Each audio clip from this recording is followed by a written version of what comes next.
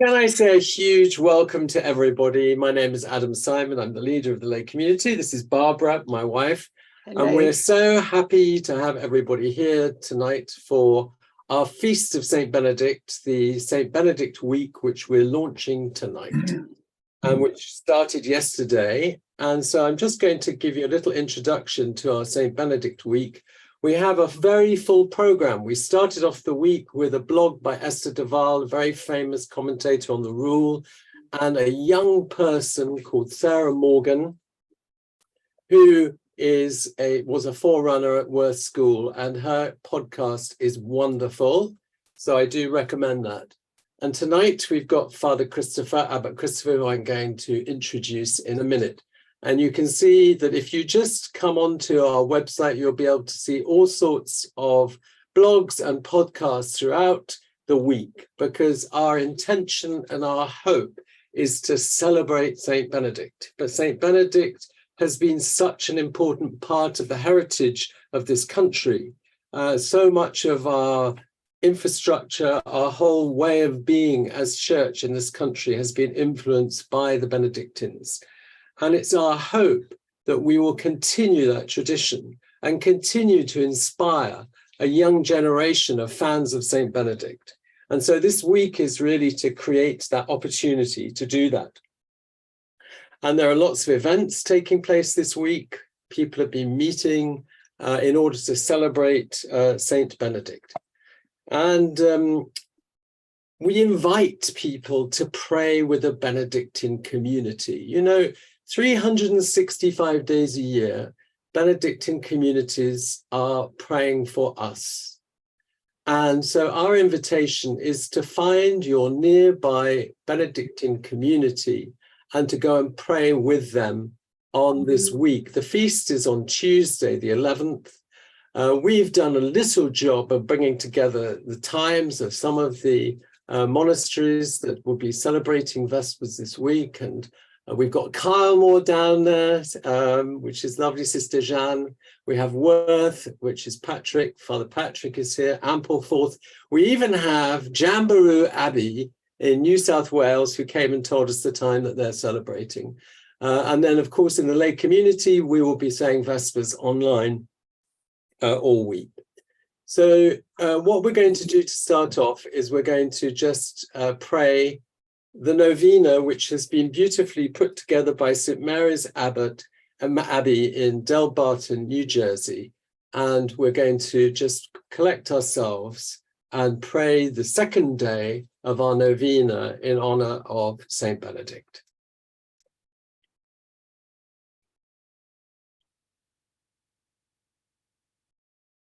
Benedict, blessed in name and in grace, was pleasing in the sight of God. The Lord loved him and clothed him with a robe of glory. Mighty God, by the gift of your grace, our Holy Father Benedict left all things that he might dedicate himself to your service. May all those who strive to walk the path of holiness run without stumbling toward the gift of eternal life. Grant this through Christ our Lord. Amen. Amen.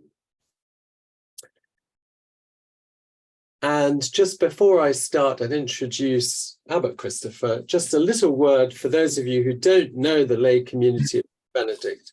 The lay community of St. Benedict was founded 52 years ago by the monks of Worth Abbey, and we are lay-led, intergenerational, and ecumenical Benedictine community. We are engaged with the world, and we welcome all to join us. And tonight, it is my great pleasure to introduce Abbot Christopher. Abbot Christopher is a very old friend of the lay community. And you could say that he's actually one of the founders of it. When he was a student at Oxford, he wrote the Principles of the Lay Community, which is a document which, if you read it now, 52 years later, is still as fresh as it was when he wrote it. When he was abbot, he was someone who encouraged us to grow and to become an independent community, which we did in 2003. And now we rediscover Christopher. He helped us launch our website recently, and he's here tonight to speak to us. He's an author of many books, the most recent, Finding the Language of Grace. He's done many media shows, including The Monastery and Silence. He was the headmaster of Worth, the abbot of Worth, but above all, he is a friend of the lay community. And so tonight, he has as his title a very interesting title, and he promises to challenge us. He's told us that before we started, which is Discerning Together the Future of the Church. As we celebrate St. Benedict tonight, he is going to be inspired by the rule, all should be called for council. And the way that we will work is that Abbot Christopher will speak for 30 minutes, and then at the end of the 30 minutes, there'll be a time for questions. And the way to ask a question is either through the chat or to raise your hand on the Zoom. Abbot Christopher. So, thank you for that lovely introduction. I'm really pleased to be here, and I'm really very excited by the St. Benedict week. I really am. I think it's one of those ideas you say to yourself, how did we not think of this before? And of course, the idea is that it required a group of lay women and men to think of it, because monks are a bit slow to be creative about these things and too shy to make the most of our tradition. So I've called this All Should Be Called for Council, which of course is a quote from chapter 3 of the rule. And it's interesting how it comes right at the start of the rule, this notion that when anything important is to be decided, all should be called for council, because St. Benedict goes on, because the Lord often reveals what is best to the youngest. Now that's really interesting. Often, as Father Oliver Braden, who some may remember, one of the older members of the community when I was a novice at Worth, used to say, often, brother, but not always. But nevertheless, often is striking in a very patriarchal society. So, and it's a quote which has been used in the documentation about the Catholic Synod that's currently underway. So it's an important phrase, and I'm going to come back to it. But I'm going to start with St. Benedict Week and Esther Duval's blog on St. Benedict as a patron saint of the environment. She starts by talking about St. Francis as a patron saint of the environment. And we're all very familiar with that. And Laudato Si, Pope Francis quotes St. Francis in his great encyclical on the environment. And there is the great exhibition about St. Francis currently underway in the National Gallery in London, which, like many of you, I've enjoyed going to it. But Esther says, no, we should remember that St. Benedict is a patron saint of the environment as well. And she put me in mind of this wonderful book, which I now realize is over 50 years old, written by Barbara Ward and René Dubose in 1972, called Only One Earth. And it's a prophetic book because over 50 years ago, she was already talking about sustainable development. And that's was a quite new concept. Development had become a concept in the 1960s, but sustainable development was her particular contribution. But what's telling is that in the book, and this is where I want to build on what Esther says, in the book, she says there are two attitudes to the earth in the Christian tradition. One is St. Francis and the other is St. Benedict. And I remember when I read it, this really struck me because like many people, I was inspired by Francis, but this is a very Benedictine thing to say. St. Francis just made me feel guilty the whole time because the notion was I had to give everything away. I've since discovered that this actually was a massive controversy in the Middle Ages about whether it was right to encourage people to give everything away. And there's a whole interesting debate. And when you think through the logic of if everybody gave everything away, life would be pretty chaotic. So I was relieved that she said, but the other attitude is that of St. Benedict, which is stewardship. And she said both are important.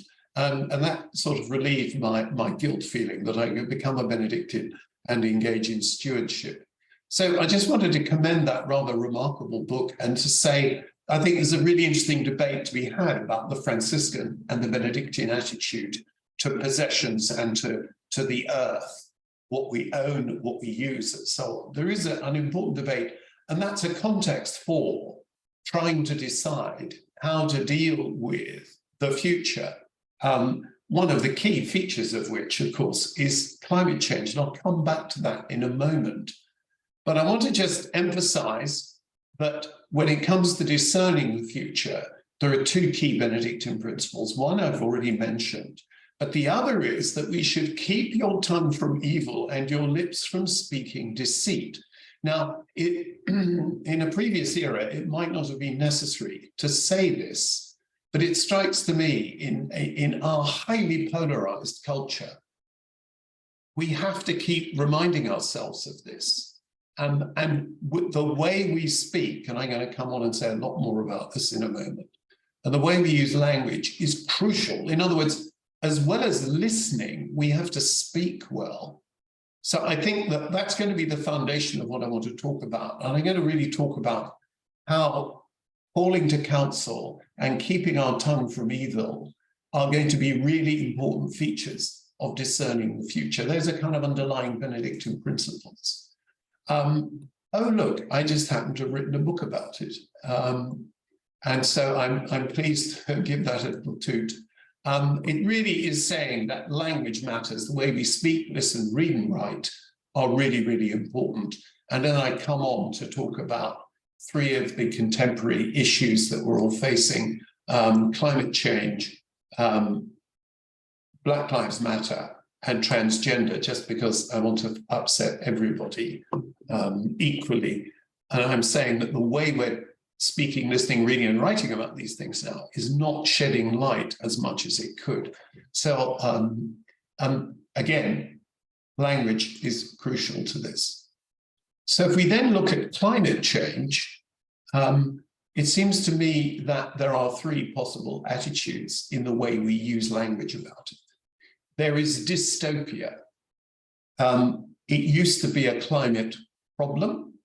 Then it became a climate crisis, and now it is a climate emergency. Now, I don't want to get into how you distinguish a problem from a crisis and an emergency. There isn't, in fact, an objective way of distinguishing problem, crisis, emergency. I just want to notice that the language has grown from problem to crisis to emergency. And I worry that this is a really worrying escalation of the language, which makes of the earth a burning platform. And the only thing to do when you're on a burning platform is to jump off. And I don't think that's a helpful way to deal with what is undoubtedly a major problem. The way we use the language about it to say we're in a dystopian end of the earth period, I don't think helps. And then you can switch to utopia, and you can be like, you know, Exxon Mobil petrol, and say, no, it's all absolutely fine. We just go on burning fossil fuels and we figure out new ways of reducing it and so on, and it'll all be fine. So I want to commend a third way, which is described as positopia. This expression comes from the Climate Museum in the United States, and there is a growing climate museum in this country as well. And I know it sounds odd, but I do actually think museums are really important ways of using language.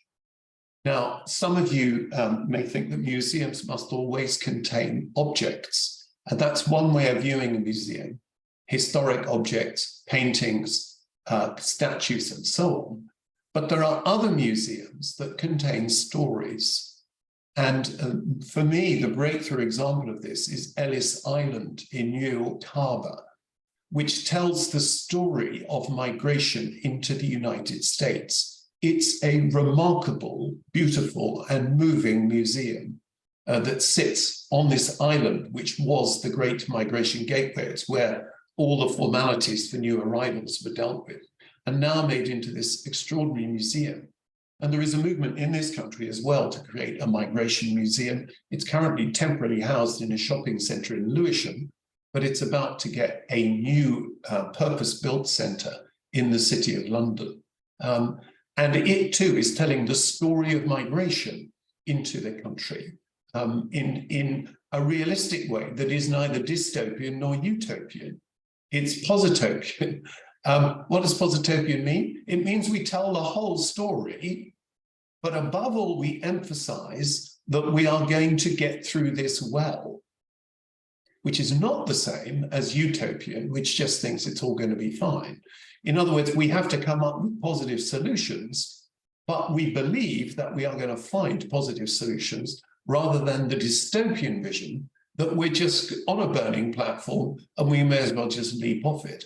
Because I think that is having a very bad effect on people's mental health. So I'm trying to find a language which, as St. Benedict suggests, we will consult everyone, but we will make sure that our language is positive and we will find a way through it. So I offer that just as an example of St. Benedict helping us find the future. And I've called this the future of the church. It strikes me that the future of the church is pretty dependent on the future of the earth. So I make no apologies for using that example. So if we then come to the Catholic Synod, which you'll be familiar with, many of you, those of you who are not Catholic, I'm going to say something about other attitudes to synodality found in other churches in a moment. But just to clarify that this is a synod about synodality, which sounds a bit odd, but let me explain. The synods have been part of the Catholic tradition since the beginnings of the church. They went into a decline for, I'm not going to give the history of it, but received a renewed impetus from the Second Vatican Council in the 1960s. They've then gone through varying degrees of liveliness, and under some recent popes, they were not a place where people spoke freely. They tended to be places where people rehearsed the current thought of the magisterium and reinforced it. But under Pope Francis, he's asked for a much greater openness in speaking and wider consultation. So previously, bishops turned up and said what they wanted. But now the process under Francis has broadened and been a consultation of the laity. Now, in 2014, that consultation was simply a questionnaire. That was on the Synod on Marriage, I think. I then attended the Synod on Youth, Faith, and Vocational Discernment, which was now about 5 years ago. And I saw a great deal of how the Synod works. But I've also understood how Francis, since then, even over the last 5 years, has changed it again to insist that there must be he said, I don't want questionnaires. This is a real breakthrough. I want real discussions. And I want those discussions to be fed up to national conferences of bishops, who then pass them on to continental groups of bishops, who then pass them on to the Synod office in Rome. And out of that process has come a working document. And this Synod is going to be most unusual in that that working document is going to be examined in October in Rome by representatives of all the bishops' conferences and with observers who have always been part of it, but the observers will now get a vote. And that is quite a breakthrough. And he then wants a second General Assembly, as it's called, of the Synod in 2024, because he's aware there's so much in this working document to get through that it will need 2 goes at it. So that's the background to this very remarkable moment we're living through, which is, I think most people agree, the most significant moment in the life of the Church since the Second Vatican Council. So I think what's become clear to us, and this is where we're all learning about this. I mean, as I said, I was present, I'd been at a synod in Rome for a month. as laughingly called an expert, and I saw how it worked. But this feels different to that one. It's emerging that synodality is a way of living, a privileged space to discern where the Spirit is leading us. And that, it seems to me, is quite a shift from what I experienced before. So I think the way of living is what's coming across. That's to say that you had your parish consultation that you fed to your diocese that was fed to the National Conference of Bishops. But parishes have carried on having these synodal conversations in which people said, for the first time, I felt I'd been really listened to. For the first time, people spoke about their marriages, their divorces, their same-sex attracted members of their family, and so on. And they were able to say it in a way that they felt they'd not been able to do before. So this has become really important now at every level of the church. And it's clear that synodality now is meant to be operating at every level of the church. A canon lawyer who I know said, it's perfectly possible for everybody to have a parish council, a diocesan council, and various other councils. It's just that people haven't been using them. So I think there's going to be a revived sense of real synodality at every level. The question this then raises, it's brilliantly expressed by this canon lawyer I'm speaking about, who asked that, this is a woman, a laywoman canon lawyer, Miriam Williams, who is professor of canon law in Germany. And she says this is going to raise the question of who decides or speaks on behalf of whom, on what issue, at what, spelling error, at what level, and with what authority, binding on who. That's a really powerful question, isn't it? And that's the question that the synod is going to raise. So I'm not all starry-eyed about it. I'm, and again, I go back to my 3 levels. There are a group of conservative Americans, bishops, which shocks me, who think this is, to quote one of them, that this is all a masquerade and that it's destructive. They are the dystopians. And they've got a lot of money behind them, by the way. And then there are the utopians who think, oh, this is great. All of a sudden, we're going to get married priests. We're going to have, same-sex marriage in the Catholic Church. Everything's going to shift. It's going to be fantastic. Well, neither of those is going to happen. But what is going to happen is we're going to have to look at the question precisely, who decides, speaks on behalf of whom, on what issue, at what level, and with what authority binding on who. That's why it's a synod about synodality. And I think it's really significant what's going on. But it's very risky. We've got to be realistic about this. There is a risk in all this. And I think we need to be quite clear-eyed about that. I think, for example, what I think is bubbling to the surface as perhaps the key issue is the role of women in the Catholic Church. There is general agreement, even among some of the most conservative, that we have to have a different approach to the role of women in the Catholic Church. But who decides on that, at what level, with what authority binding on whom, and so on, is a good example of where it's going to get complex. But I think I'm positopian about it. And I also want to say it's of its essence ecumenical. This to me was quite a revelation.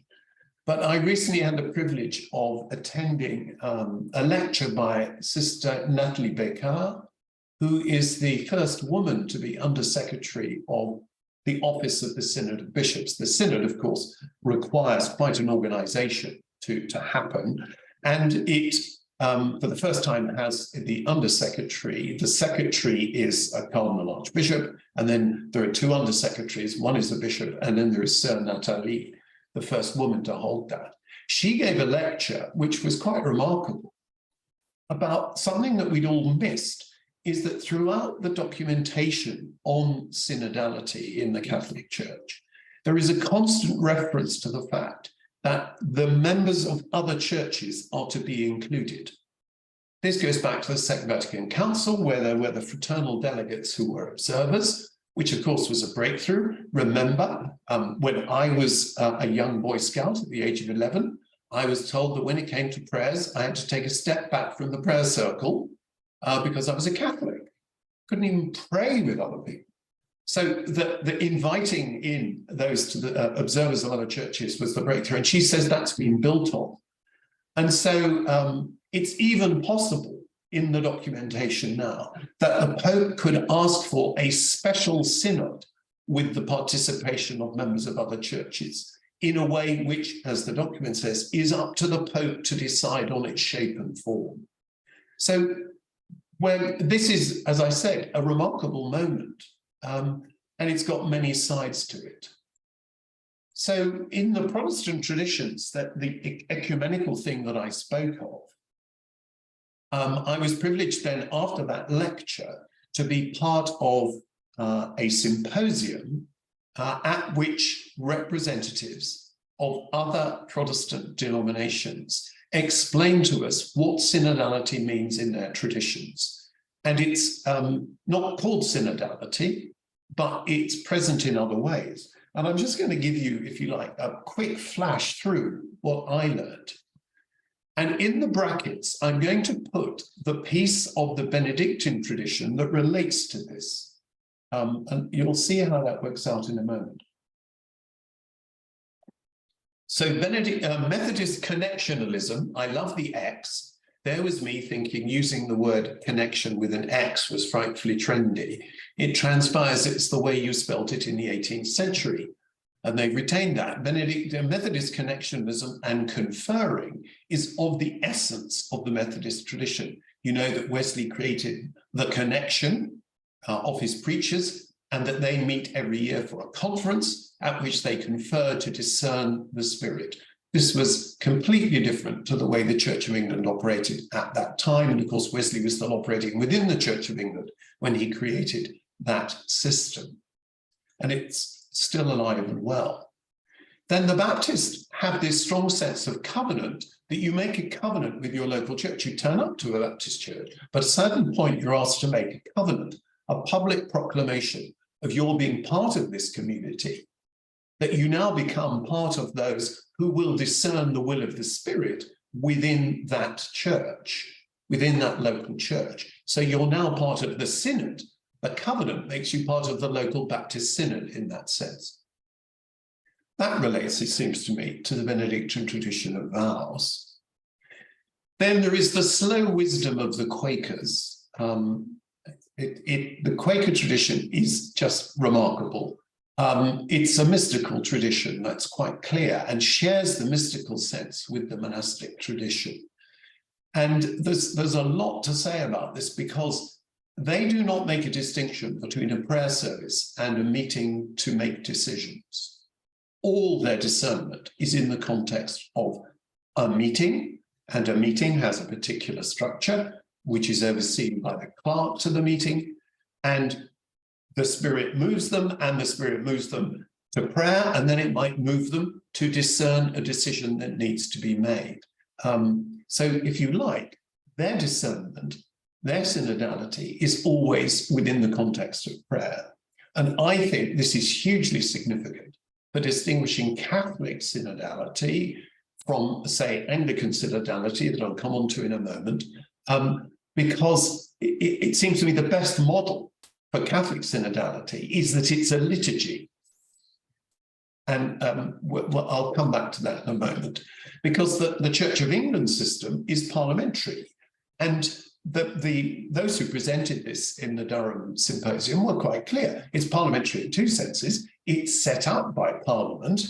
And secondly, it has to have parliamentary votes, the ayes and the noes. If you go to the wonderful church house, where I've been to a number of meetings, you'll see it has ayes and noes, just like the House of Commons. The ayes and the noes of clergy, the ayes and the noes of laity, and the ayes and the noes of bishops. And you go through lobbies and you have votes like that and so on. And that system is not the system of the Catholic Synod. But what is similar, and what's same in the monastic tradition, is you do have votes, and there are votes at the end of the Catholic Synod. The difference is the C of E system is debating in a very parliamentary style, leading to votes in a very parliamentary style. The votes at the end of the Catholic Synod are different, and just like the votes in a monastic chapter. So if you like, what I want to say is that the Order of St. Benedict is a living expression of these dimensions in the Catholic tradition. And that's why the Synod feels like a Benedictine moment. And as I said, in the opening letter written to all the bishops in the world, there was a reference to chapter 3 of the rule. It's kind of foundational. And I think what's happening is two things. One is the Benedictine tradition of calling everybody to council is being used as a model of that. And we have retained it. But similarly, we are rediscovering in monasteries the importance of this tradition ourselves. So the synodal way of living, it seems to me, very like a monastic way of living, requires a mystical sense of the Holy Spirit shaping communities. It requires a belief that time is greater than space, slow wisdom. That's a favorite expression of Francis. Time to slowly discern rather than the space to simply arrive at what you might call a transactional decision. And that's why it feels more mystical and prayerful. And this is the tricky one, a willingness to embrace the pain of difference so as to move through it. Now, that's, of course, the really, really tricky one. So I wanted to end with what Sir Natalie Bicard said was, we offered a new insight. She said the ecumenical new movements are, such as the LCSB, because I'm aware the LCSB is an ecumenical movement, are laboratories of the synodal way. And I think that's really significant for the LCSB. You are a laboratory of the synodal way. And I've been thrilled to watch over the last 20 years, since I rather controversially said, I think you should become independent, watching you grapple, if you like, with the synodal way of developing your own life. And I want to encourage you in that and to say, I think what you're doing is really important. And there's a sense in which the monastic moment, this is a very monastic moment. Even though we've got a Jesuit Pope, I think it's a Benedictine moment as well. Thank you very much.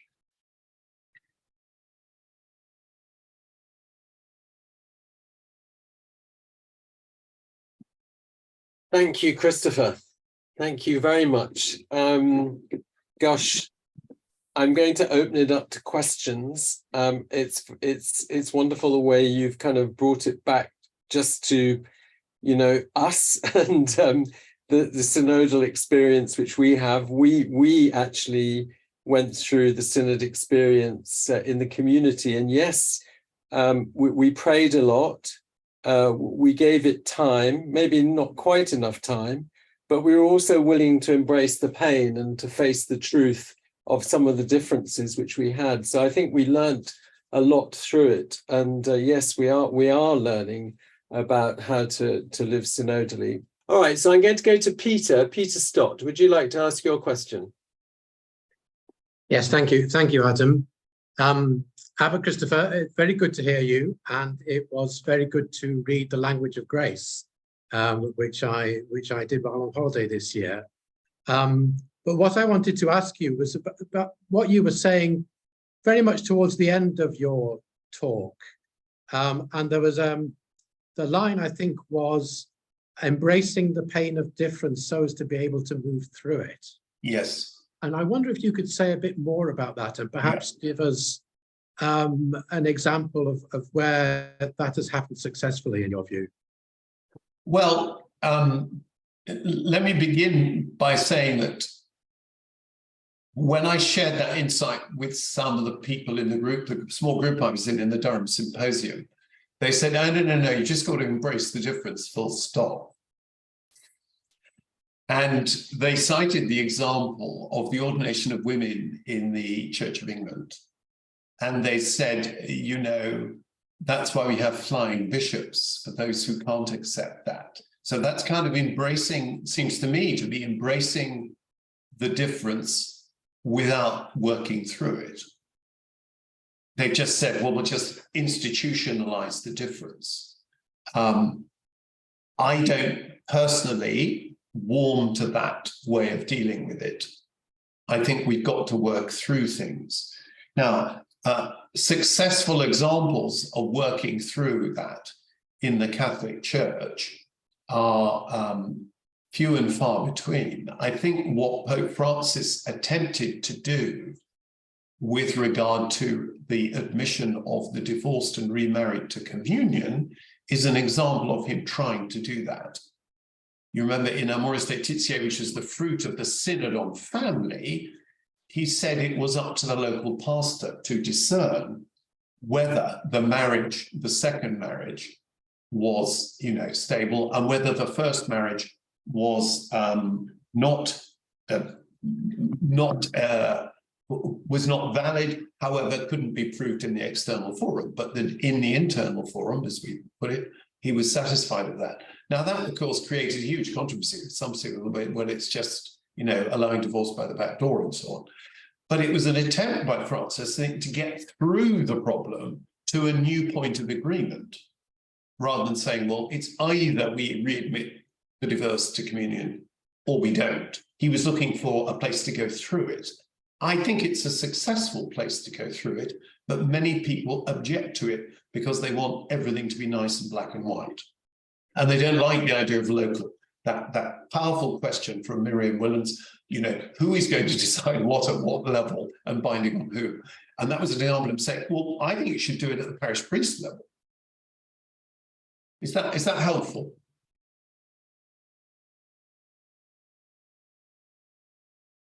Peter, are you frozen? No, yes, no, sorry, yes, no, I think that is helpful actually, and I think I would love to see more of it. I have to say, I would love to see more of it. I think many of us would. Yeah. Okay. Thank you. Thank you. So let's go to Angela Jordan.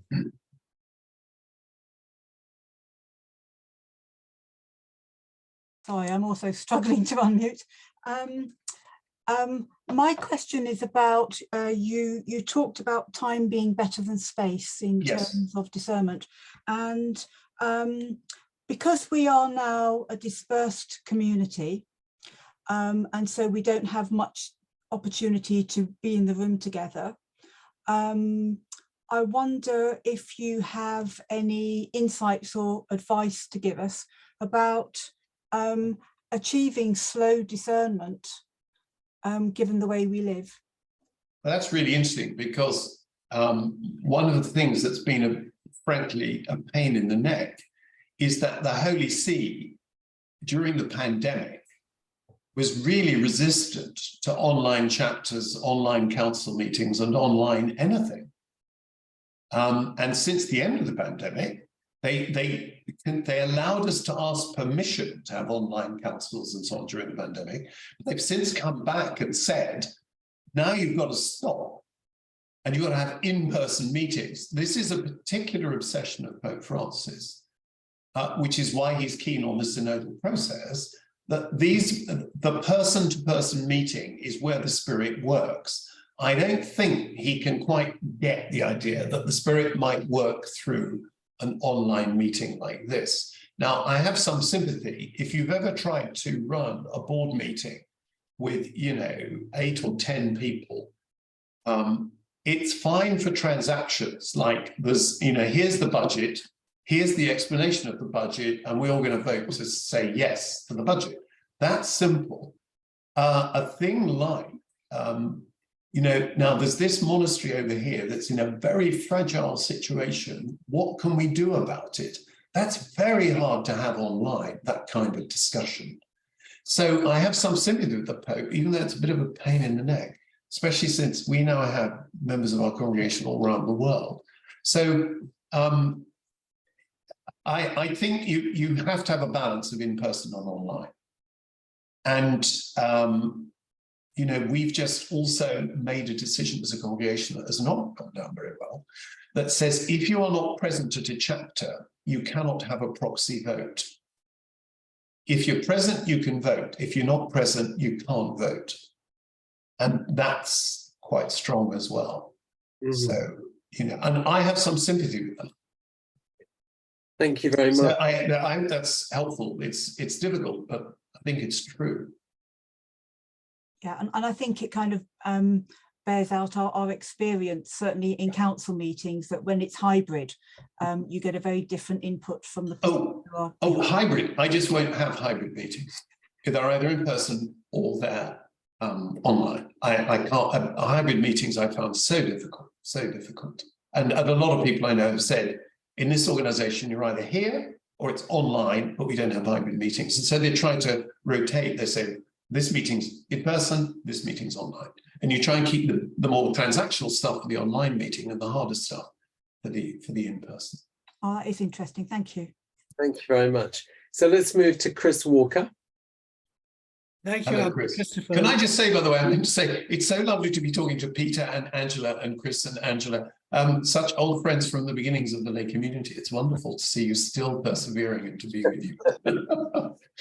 Yes, we can't let it go, can we? You always give us something to think about, Abbot Christopher, and you always give us something that challenges us, our thinking. You mentioned about Catholic synodality. Yes. And you said this can be risky. Yeah. But I'm not quite sure whether you've really said what the risks are, and I wondered whether you talk about that a bit more. What are the risks, and I mean, what are they really risks? I mean, well, I think that quote from Miriam Willens really summed it up. She's a remarkable woman. You know, not too many female lay professors of canon law in the world. And the way she summed up that question, you know, is just phenomenal. The WHO, if I just go to it again, who decides or speaks on behalf of whom, on what issue, at what level, and with what authority binding on whom? I mean, so the risk is that we can't answer that question.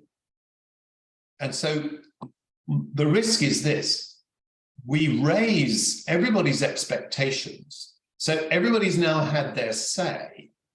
And if you've ever run an organization, you'll know that when you're talking about change, it goes like this. Everybody expresses their view. You then come to a conclusion. Now, if you're lucky, you've managed to kind of do an inclusive process that carries everybody forward. But if you're not, then the people whose opinion does not win the argument will say they haven't been listened to. And no matter how much you assure them that they've been listened to, they won't believe you because they have not won the argument.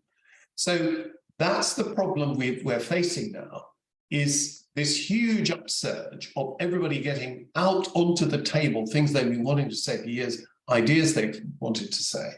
And if you take the issue of the role of women, which I think is going to be central, because that's a kind of, this is a synod about synodality, and the question of, you know, what you do about same-sex relationships and so on is not actually central to that.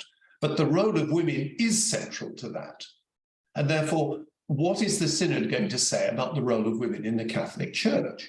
Now, it strikes me we're on a hiding to nothing, because some people are going to say, if we don't agree to ordain women, then it's clearly been a waste of time.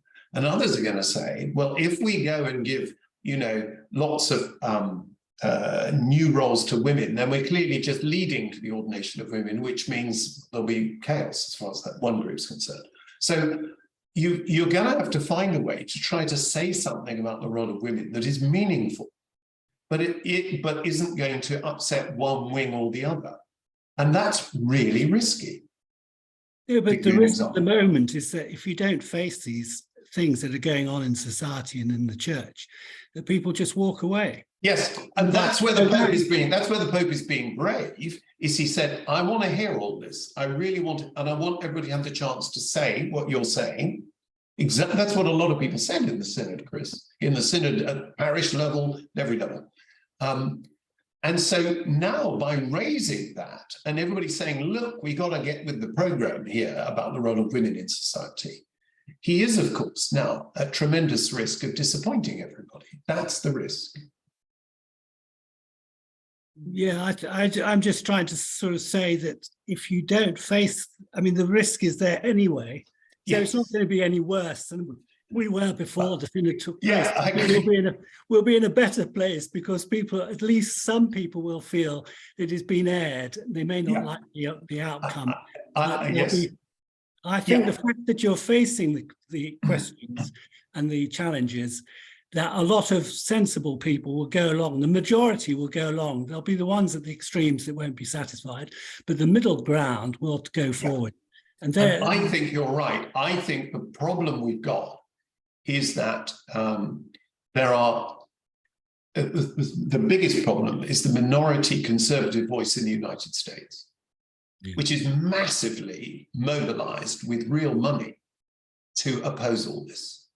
And that's the biggest challenge. But I think that most people will just say, well, that's not our view. And no matter how articulate, powerful and well-funded you are, it is not the voice of the majority. So, yeah, I agree. I certainly think there's risk. We just carry on ignoring it. I agree with that. Thanks very much. Thank you very much. Let's move on to Liz Brereton.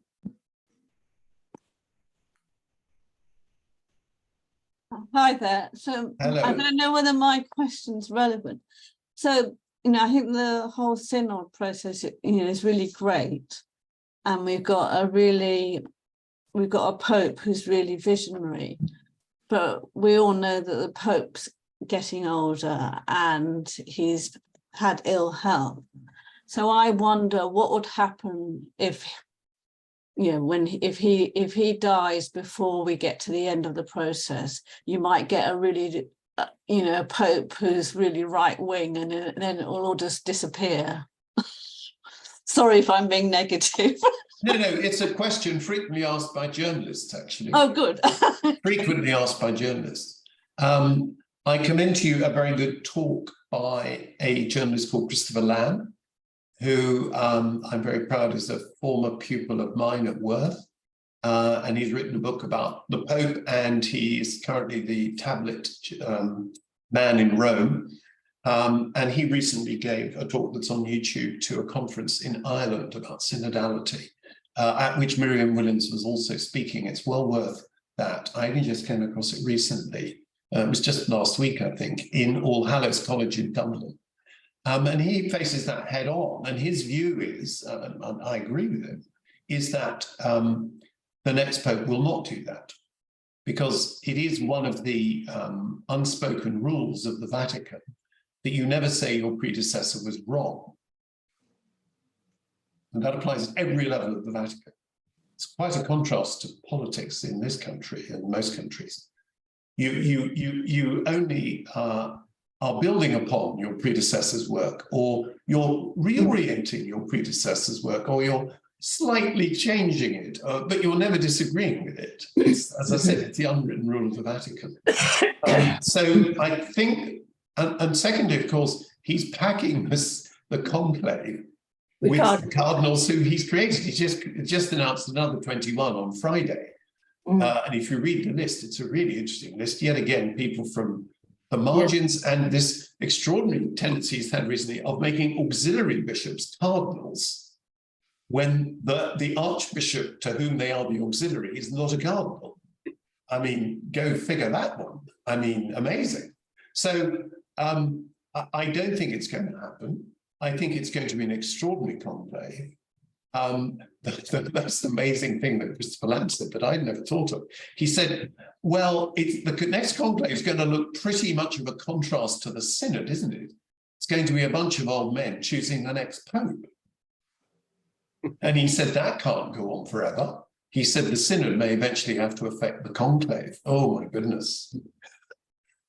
So yeah, I think your fear is well-founded, but I don't think it's going to happen. Thank you very much. Now the next person, Catherine Reed. Catherine is a chaplain at York University and is the person who is doing the final blog on the 16th of July, is coming from Catherine. So Catherine, please, nice to meet you. Thank you. Thank you very much, Christopher. I am halfway through your book, actually, The Language of Grace. Lovely. I picked it up at Merfield. I trained at Merfield with the community. or the College of the Resurrection. So yes, wonderful. yeah, I think one of my so I am Anglican. One of my I think my question is, you said in the beginning about language matters, and you then obviously went to speak on climate. One of the things that I think is a real struggle at the moment is the language around gender, and you did mention that in itself is a difficult, it's a highly politicized issue at the moment. It seems to be something where people feel very strongly. It seems to be very divisive, both in families, communities, churches, friendships. I think it's a confusing picture that we're being given in society. I think that things are being legislated that are confusing, continue to confuse and to divide. I think there's a concern around what's being taught in schools, around the relationships, new material. So I suppose wanting to think about the positopia, what in some sense, when we do have a situation that has a range of motives behind it, a very confusing approach to language, how can we kind of in a positive way walk through this together? Yeah, well, thank you very much, everybody. That's been a lovely evening. I think I'll leave now.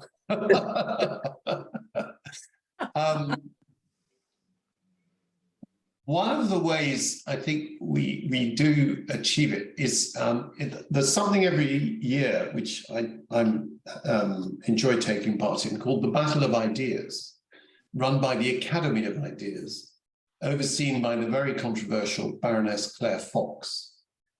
And if you go on to the Battle of Ideas website, you'll see that last year they had a panel on transgender issues, in which they had a transgender woman and those who speak against transgender. And then there were questions from the audience, including from a 17-year-old transgender girl who gave a very emotive speech and was challenged very firmly by Claire Fox. And I suppose, I mean, I was quite shocked by Claire's reaction in a way, but it's worth looking at the whole thing because I think it's the most intelligent debate around this I've heard, in which people were keeping to their opinions, but in a way that was quite measured until we got to the 17-year-old girl. And I don't blame the 17-year-old girl. You know, that's an age when people are often very emotional in the way they present themselves. But she got a fairly robust response. And I suppose what I'm saying is that, and I think someone like Kathleen Stock illustrates this too, that the challenge is to keep this at the level of what carries the deck, what carries an argument.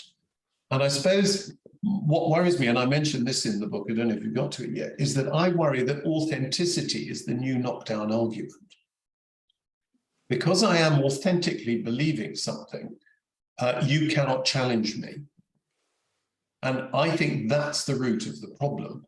And if we can get beyond authenticity and say, look, the fact you believe it authentically, it doesn't make it true. So can we look at this in a calmer and more analytic way? So I suppose the difficulty with this issue is it is profoundly emotional. Gender is a deeply emotional issue.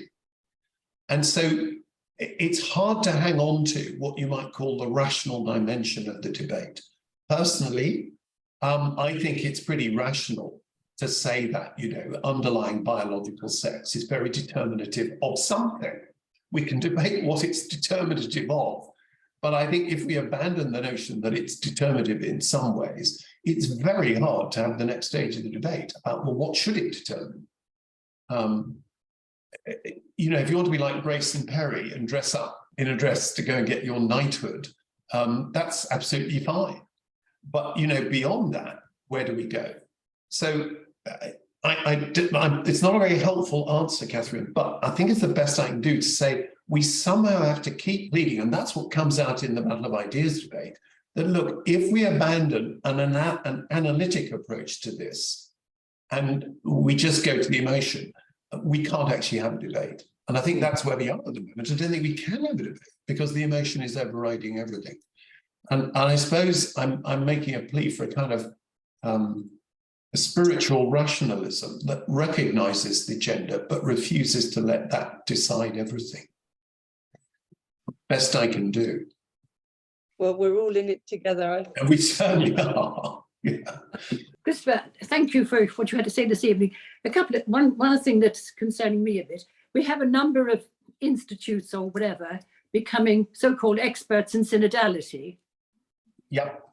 Selling it. I mean, there are two of them, and we've had the opening of, as you know, the end of June of the School for Synodality. It looks very interesting. I read up quite a bit. We've got Divine Renovation and some various other ones.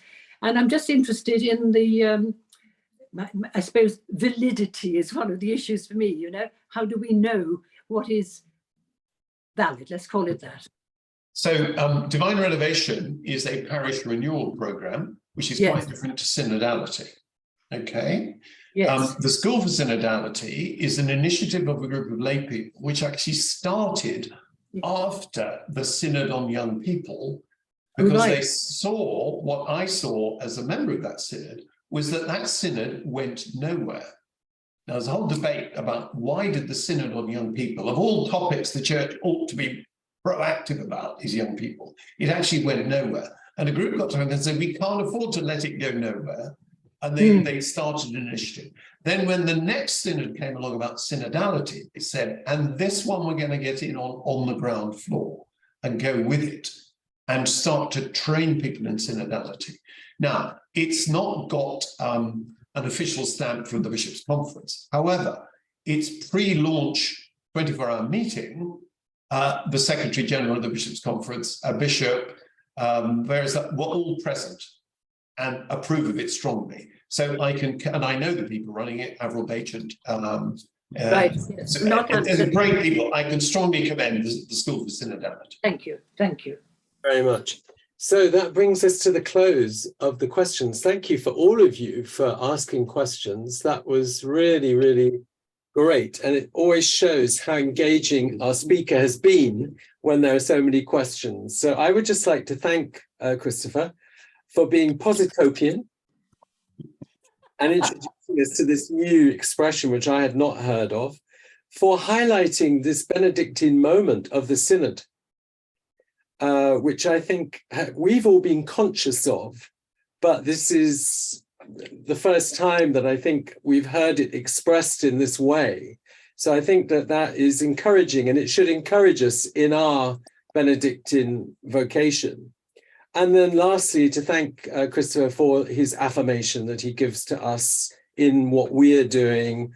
And so really, it just, I would like us all to, you can click on a reaction. So if we could all just and thank Christopher for coming and for really, really engaging in such an interesting topic and helping us to celebrate Saint Benedict in today's world and to see his relevance. And to really go away and for us all to think about how we do that.